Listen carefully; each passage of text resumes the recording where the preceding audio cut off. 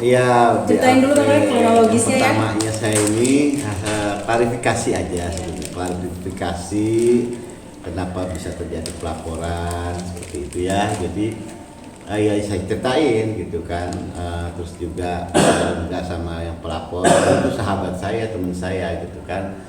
Kenapa bisa terjadi seperti ini ya, karena nggak ada pembayaran gitu. Sedangkan saya ini kan ibaratnya seorang karyawan gitu ya kan, tapi ya di situ ada tanggung jawab saya mengenai tanda tangan perjanjian, juga dicek itu ada tanda tangan saya,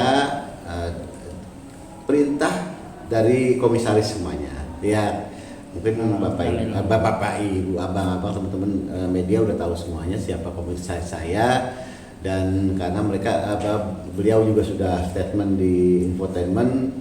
Dan kenapa saya belum muncul, baru sekarang di pemeriksaan seperti itu, karena saya memang tidak mau komentar dulu, takutnya jadi blunder buat saya sendiri, dan takutnya apa-apa yang saya sudah siapkan dan saya laporan nanti di penyidik gitu kan, itu akan terkonsumsi dulu oleh publik gitu kan. Jadi ke penyidik belum, katanya udah konsumsi. Saya takut seperti itu, dan saya tidak, sekali lagi tidak mau menjatuhkan seseorang, baik itu siapapun yang terlibat di sini, tidak mau menjatuhkan siapa-siapa, tapi yang saya ungkap adalah kebenarannya dari hal mana ya. Tentunya kenapa acara ini bisa berlangsung, kenapa cek itu ada, kenapa perjanjian itu ada, saya tidak berani kalau tidak ada perintah, ya kan. Saya tidak berani kalau tidak ada yang mengarahkan, seperti itu semuanya. Jadi yang mengarahkan siapa ya?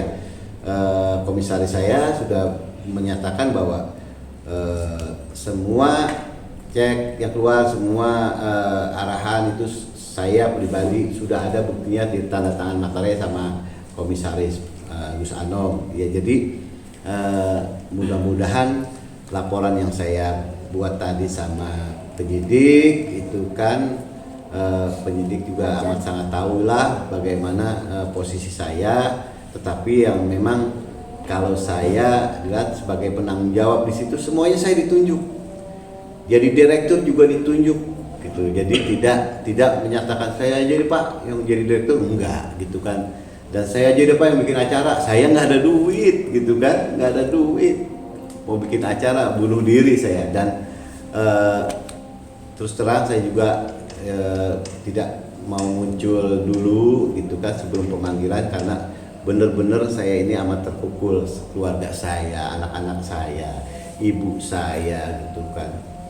Berat memang buat saya, selama ini saya jaga nama saya, selama ini saya ngawalin karir itu dari nol banget. Siapa sih yang mau ngancurin gitu kan, yang mau menghancurkan nama baik untuk sebuah karir yang kita mulai dari nol? Siapa? Tentu gak ada yang mau gitu kan.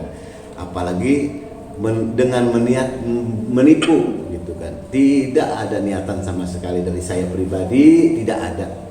Karena itu semuanya saya berjalan arahan, perintah, arahan, perintah, arahan, perintah.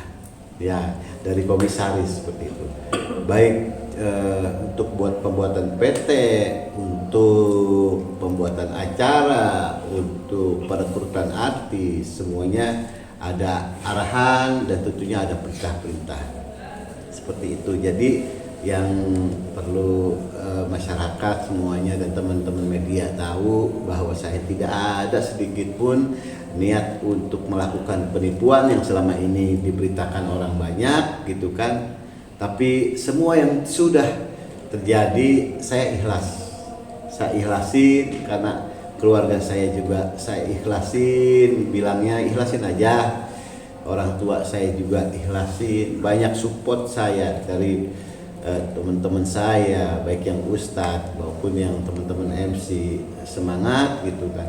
Kalau lu nggak salah jangan takut gitu kan. Makanya saya alhamdulillah tadi rileks aja walaupun pemeriksaan agak lama gitu, karena rileks aja bercanda-canda gitu kan, diajak bercanda, saya bercandain lagi, ngelawak dulu tuh nggak, saya ngelawak gitu kan, ya walaupun belum ada honornya gitu Jadi yang pasti saya senang gitu kan. Saya senang apa yang selama ini saya pengen gitu kan. Saya ungkap kebenarannya, saya ungkap yang mengarahkan, yang memerintahkan itu sudah saya jawab seperti apa yang di awal saya teman-teman tanya.